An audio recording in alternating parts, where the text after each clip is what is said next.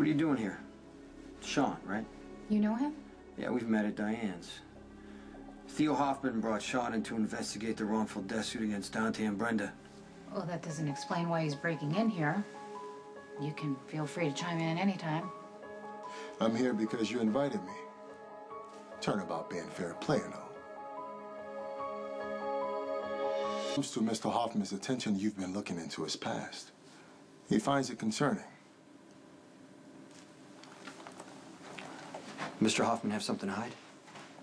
Undue attention into Mr. Hoffman's life necessitates my attention. Counterproductive, since the thing we should be concentrating on is the wrongful death suit. And Mr. Hoffman's a bearer about efficiency and time management. So you came here to threaten Jason? No, he just did it to prove he could do it. It's Mr. Hoffman sending a message.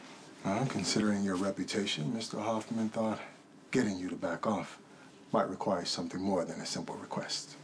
Again, nothing personal on my part. You're not getting paid enough, Sean.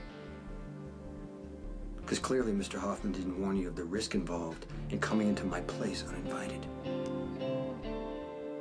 So we're clear, I've got no reason to wish you any harm. And that can always change. But for now, at least, technically, we're on the same side. I consider this your one free pass.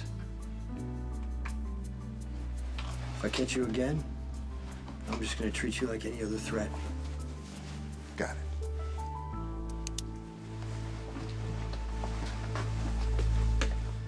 Nice meeting you, Miss McCall. Well, of course he would know my name. How smooth the way he threw it out there on his way out the door. This guy's no amateur. Why would Theo Hoffman need a strong arm heading up his investigation? That's a good question. Let's find out. I don't appreciate being summoned out of bed in the middle of the night. Your retainer is not sufficient. No, my retainer is non-existent. You're off the payroll. Indeed? Yeah. Indeed. Just caught your investigator breaking into my place to send me a message on your behalf, and you know what? I don't accept messages from you. I pay you, and now I'm firing you, so go back and pack your bags, go back to Manhattan. I'll call Diane in the morning. And consider yourself lucky I'm only firing you. Lovely. I look forward to escaping this backwater and diving back into a city that offers real culture. I hope there's no hard feelings. I do wish you great good luck in finding another attorney who will protect Miss Barrett's interests. She requires a special kind of handling. What does that mean? Well, I questioned Brenda one night. I was quite easy on her, all things considered, and yet our Brenda fell apart. She confused one shooting with another, hiding behind hair and evasive eyes. Any reasonable, competent prosecutor would make mincemeat out of her. I can't worry about that anymore. How about your nephew, Michael Corinthos? Can you spare any worry for him? What about Michael? Now, correct me if I'm mistaken, but Michael is paroled into Detective Falconeri's custody.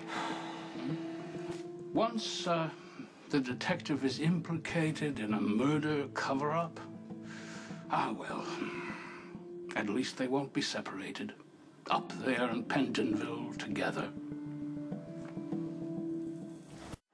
Once Judge Carroll finds out that Detective Falconeri is himself a felon, well, he might be compelled to resentence young Michael to his full term in Pentonville. What a pity that would be. You heard Jason. You're fired. No. Get the hell out of here. Sam. He's right. I'd like you to stay on the case. Please, you just got to put your focus on the case. Just stay out of my business.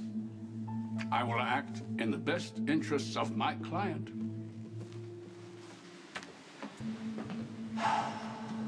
You do realize you just gave Hoffman a master class on how to manipulate you.